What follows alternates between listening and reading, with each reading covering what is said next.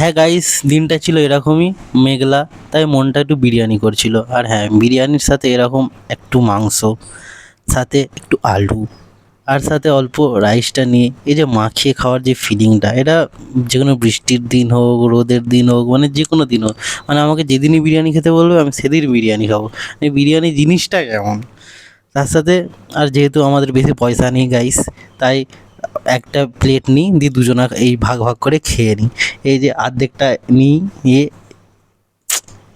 আর বিরিয়ানির কোয়ালিটি দেখতে গেলে তো একদম মশলাদার এরকম রাইস, তার সাথে এরকম আলু, তার সাথে এরকম মাংস।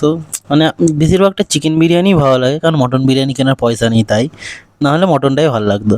যাই হোক, চিকেন বিরিয়ানি কিন্তু অল টাইম ফেভারিট।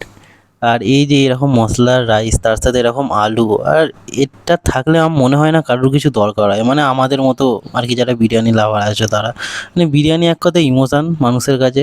আর এরকম মশলাদার রাইসের সাথে বিরিয়ানি খেতে মানে কার না ভালো লাগে বলো। তোমরা কোথাকার কোন বিরিয়ানি খেয়েছো আর কোথায় ট্রাই করলে ভালো হবে সেটা অবশ্যই কমেন্টে জানিও।